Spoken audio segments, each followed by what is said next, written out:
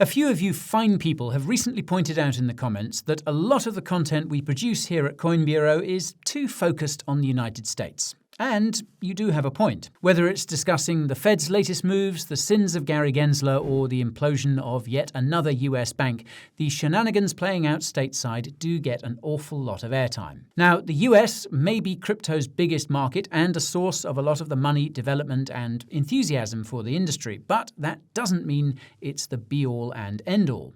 So, it's time to start redressing the balance with a selection of crypto-related stories from other parts of this big old planet of ours.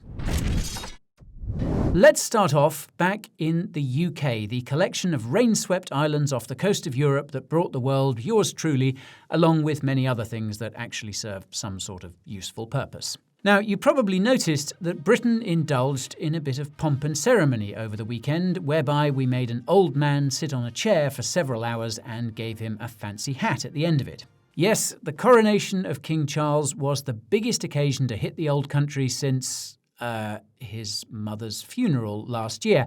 And as befits the first British coronation of the crypto era, you can celebrate this historic moment by buying an NFT.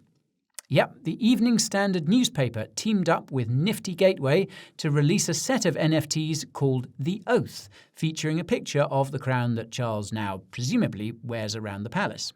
Users were able to mint one of these NFTs for free on Nifty Gateway between the 4th and 7th of May. And if you're bummed out at having missed the mint, well, one of the 20,000 odd people who did get one may be willing to sell. Floor price is a little over $9 as I speak. And if these royal-flavoured NFTs sound familiar, that's because there was a big old hoo-ha last year over plans by the Royal Mint to carry out its own NFT drop. Those plans were quietly dropped earlier this year. Maybe they didn't want to become the punks to the Coronation Collection's Bored Apes. Weary British cynicism aside, the UK is taking meaningful steps towards becoming a crypto hub and, well, if that involves tokenizing yet more things with a royal connection, then I guess that's not such a hefty price to pay.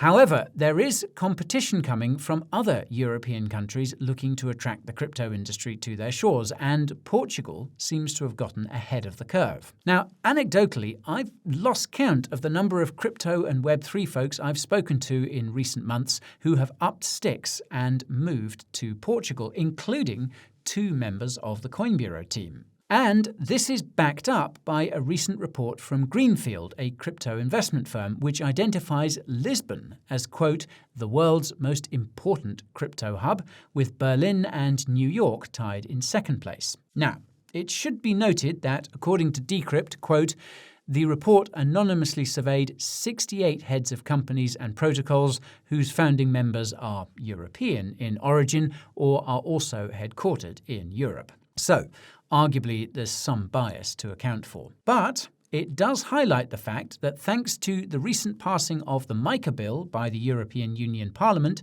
Europe is becoming an increasingly attractive environment for the crypto industry to operate in. But even with the passing of the MiCA bill, can Europe compete with some of the other places who've been making overtures to the crypto industry for some time already? Now, the one that springs to mind is the place where I currently hang my hat, the UAE. Now, crypto companies are flocking here and have been for the past couple of years, while the authorities here are doing all they can to accommodate them. So, it's no coincidence that Coinbase, which is battling the SEC back stateside, announced yesterday that it is considering expanding here. Coinbase CEO Brian Armstrong has been in town for the Dubai FinTech Summit and tweeted, quote, the UAE deserves a lot of credit for being forward-thinking on crypto. First dedicated crypto regulator in the world, a clear rulebook published, business-friendly plus strong customer protection. Really enjoying my visit so far. Well, Brian, you're welcome back anytime. But enough about regulations, because when you discuss them for any length of time, you inevitably always end up talking about what's happening in the US, and we've all had quite enough of that. So, let's instead move on to one of my favourite crypto stories of the last few weeks, which involves a whole country being orange-pilled.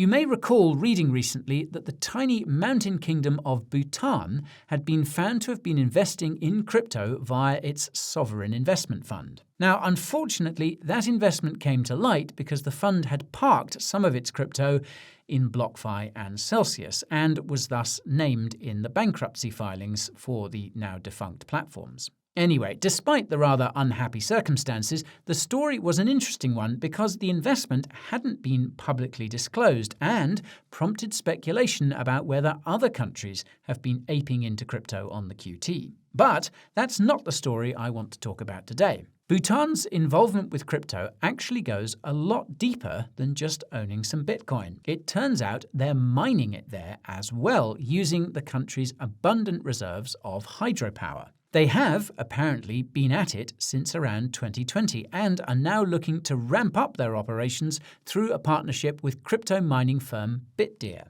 And this makes Bhutan the only country, apart from El Salvador, to be running a state-owned mine, that we know of course.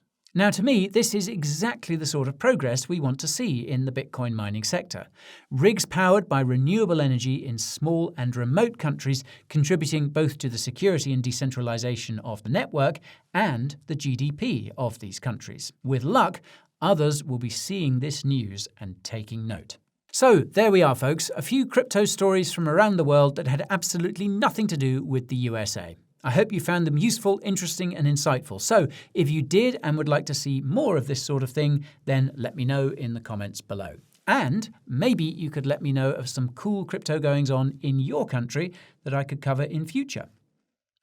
And if you want to take advantage of some of the best deals and promos in the crypto space, then the Coin Bureau deals page is linked to below, just so you know.